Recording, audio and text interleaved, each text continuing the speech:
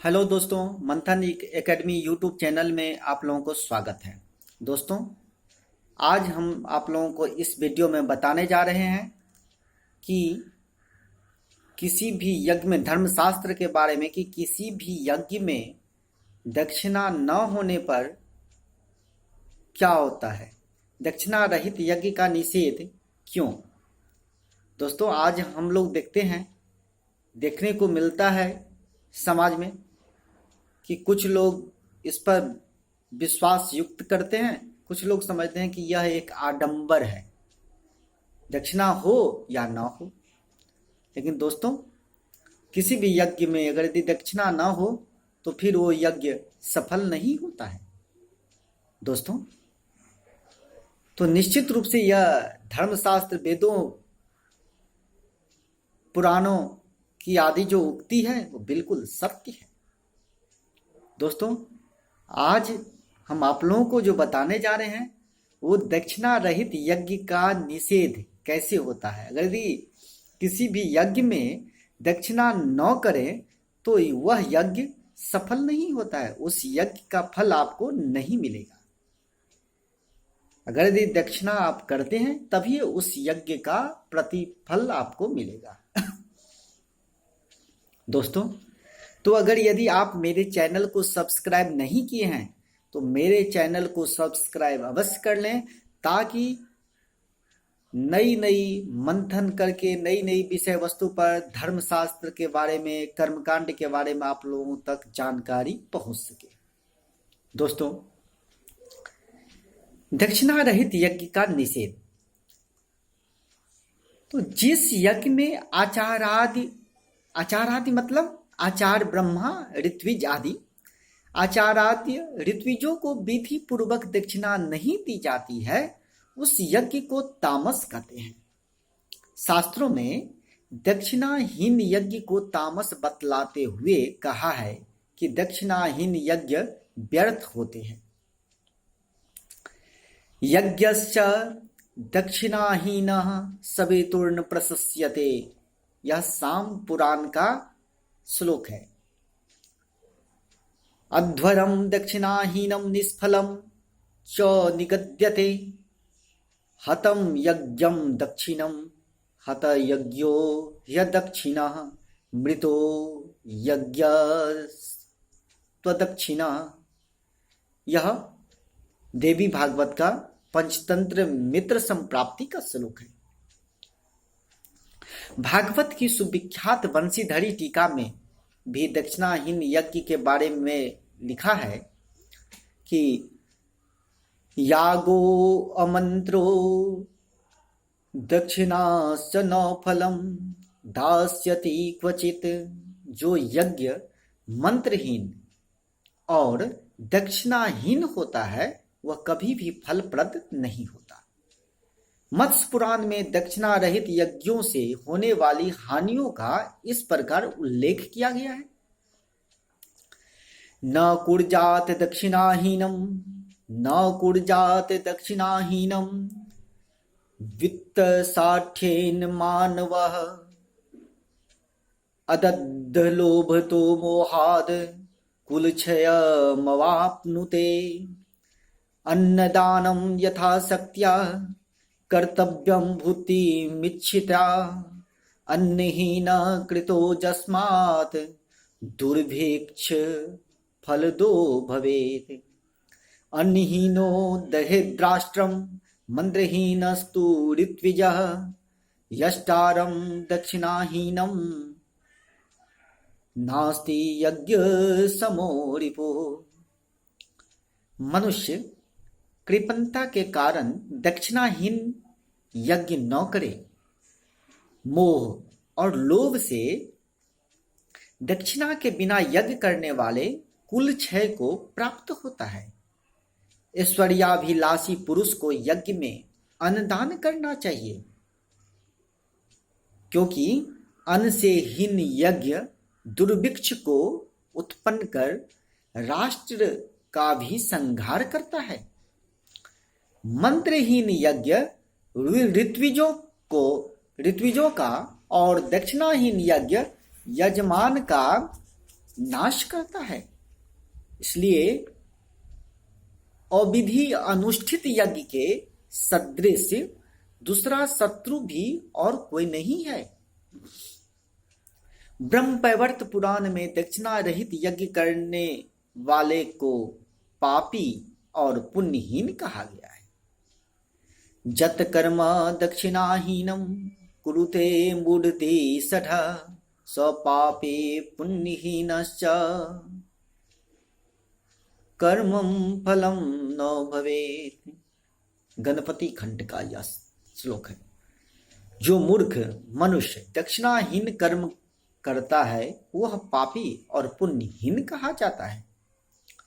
भीष्म पितामह जी कहते हैं, यज्ञांगम दक्षिणातात वेदानम परिबृंहणम न यज्ञा दक्षिणाहीनास्तारयन्ति कथंचन। महाभारत के शांति पर्व का यह श्लोक है। तात्पर्य यह है कि तात दक्षिणा यज्ञों का अंक है। वही वेदोक्त में, वेद में जो उक्त शब्द है, यज्ञों का विस्तार एवं उनमें न्यूनता की पूर्ति करने वाली है। दक्षिणाहीन यज्ञ किसी प्रकार भी यजमान का उद्धार नहीं कर सकते। दोस्तों, यानी अगर यदि आप बहुत बड़े करोड़ों रुपया दे करके एक यज्ञ का आयोजन कर दिए और अगर उसमें आचार्य ब्रह्माधर्यु आदि को दक्षिणा अगर यदि आप नहीं दिए, उसका दशांश दक्षिणा अगर यदि आप नहीं दिए कम से कम, तो फिर आपका उसका कर्म का फल कुछ भी नहीं मिलने वाला है। यज्ञो दक्षिणो ऋष्यति तस्मात् आहुर्दातव्ये यज्ञे दक्षिणा भवत्यप्यल्पिकापि। इतरई ब्राह्मणोपनिषद का यह श्लोक है कि दक्षिणा रहित यज्ञ नष्ट हो जाता है। यानी दक्षिणा के बिना जो भी यज्ञ आप करेंगे उस यज्ञ का फल नहीं मिलेगा, वो यज्ञ व्यर्थ चला जाता है। अतः कहा गया है कि यज्ञ में थोड़ी बहुत दक्षिणा अवश्य देनी चाहिए। अगर यदि उतनी कैपेसिटी आपको नहीं है तो यथासंभव यथासाध्यम तथा कुरु, आपको करना चाहिए। तस्मात् ना दक्षिणेन खवीसा यजेत। शतपथ ब्राह्मण का यह श्लोक है कि अतः दक्षिणा रहित और हवि रहित यज्ञ नहीं करना चाहिए। किसी भी यज्ञ में हवि अवश्य जरूरी है, क्योंकि यज्ञ में अगर हवि नहीं करते हैं, हवि जो आप करते हैं, वह जो आहुति दिया जाता है उसमें, वही ईश्वर की भोजन है, वह देवताओं का भोजन है। और अगर यदि आप यज्ञ के उपरांत आप भोजन करते हैं, ब्राह्मणों को दक्षिणा दे दिए, और लेकिन अगर यदि उसको भोजन नहीं दिए, ईश्वर को भोजन आप नहीं दे पाए, तो फिर ऐसी यज्ञ से कोई फल नहीं मिलने वाला नहीं है। अतः दक्षिणा रहित और हवि रहित यज्ञ नहीं करना चाहिए। यज्ञादि में तत्काल दक्षिणा देने की आवश्यकता है। कृत्वा कर्म च तस्यैव तूर्णं तद्याच दक्षिणं तत्कर्म फलमाप्नोति वेदे रुक्तमिदं मुने। ब्रह्मवैवर्त पुराण का यह श्लोक है। हे मुनि, कर्म कराकर ब्राह्मणों को शीघ्र दक्षिणा देने से ही उस कर्म का फल यजमान को प्राप्त होता है। यानी आप देखते होंगे, लोकाचार में भी देखने को मिलता होगा कि कर्म करवा दिए और उसके बाद जद्यमान मूल्यक, तो जद्यमान मूल्यक करके अगर यदि आप कर देते हैं तिलकुश लेकर के और दक्षिणा बाद में देते हैं, तो यहाँ पे कहा गया है ब्रह्मवैवर्त पुराण में कि हे मुनि, कर्म कराकर ब्राह्मणों को शीघ्र दक्षिणा देने से ही उस कर्म का फल यजमान को प्राप्त होता है, ऐसा वेदों में कहा गया है। कृत्वा कर्म च कर्ता च तूर्णम दद्याच दक्षिणम तत्क्षणम फलमाप्नोति वेदे रुक्तमिदं मुने। देवी भागवत का यह श्लोक है कि हे मुने, कर्म कराकर ब्राह्मणों को शीघ्र दक्षिणा देने से यजमान को तत्काल फल की प्राप्ति होती है, ऐसा वेदों में कहा गया है। तत्पश्चात आप यज्ञ का आयोजन जिस हिसाब से किया उसका प्रतिफल बाद में मिलेगा, लेकिन तत्काल आपको उससे मुक्ति के लिए दक्षिणा देने से, इसलिए बोलते हैं क्या, ओम प्रतिपाद्यते स्वच्छंदो भव, तो आपको स्वच्छंद दिया जाता है, इसलिए दक्षिणा जरूरी है। अब दक्षिणा तत्काल अगर यदि नहीं देते हैं तो उससे हानि क्या होती है उसके बारे में सुनिए।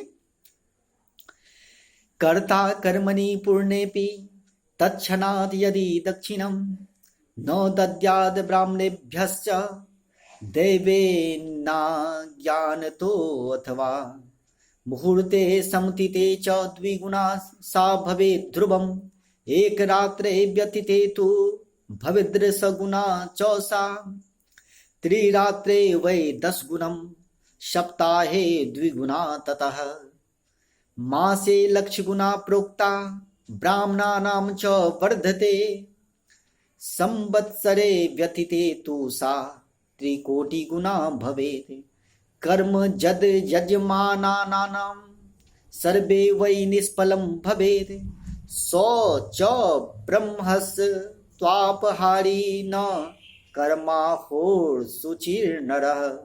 दरिद्रो व्याधियुक्तश्च तेन पापे पातपि तद गृहाद्याति लक्ष्मीश्च शापं दत्वा सुदारुणं पितरो नैव गृह्णन्ति तद्दत्तं श्राद्धतर्पणम् एवं सुराश्च तत्पूजां तद्दत्तां पावकाहुतिं दाता ददाति नो दानं ग्रहीता तन्न याचते उभौ तो नरकं जातश्छिन्न रज्जुर्यथा घटः नार्पयेद् यजमानश्चेद् याचितारं च दक्षिणां भवेद् ब्रह्मस्त्वापहारी कुंभिपाकं व्रजेद् ध्रुवं वर्षलक्षं वसेत् तत्र जमदूतेन्तादितः ततो भवेत् स चाण्डालो व्याधियुक्तो दरिद्रकः पातयेत् पुरुषान् सप्त पूर्वान् वै पूर्वजन्मनः।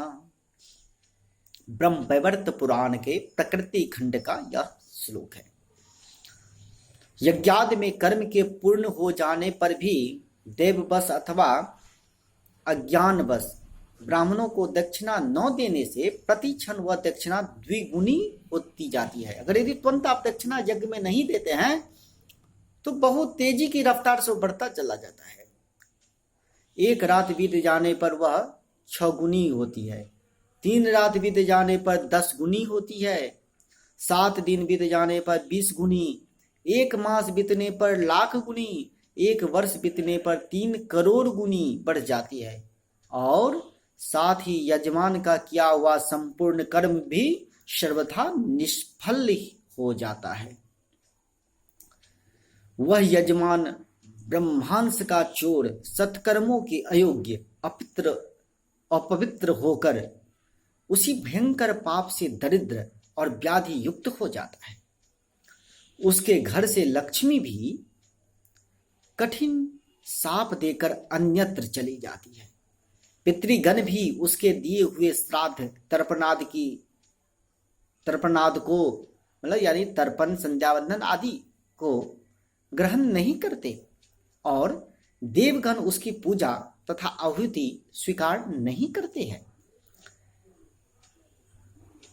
अब दक्षिणा देने वाले न देवे और पाने वाले याचक उससे दक्षिणा का त्याग न करे तो ऐसी स्थिति में जिस प्रकार की टूट जाने से भरा हुआ घड़ा जल में डूब जाता है, अगर यदि घड़ा में पानी भरा हुआ है उसको जल में दीजिएगा तो डूब जाएगा, उसी प्रकार दाता और ग्रहिता दोनों ही, दाता और ग्रहिता मतलब दक्षिणा लेने वाले ब्राह्मण ग्रहिता दोनों ही नरक को प्राप्त करते हैं।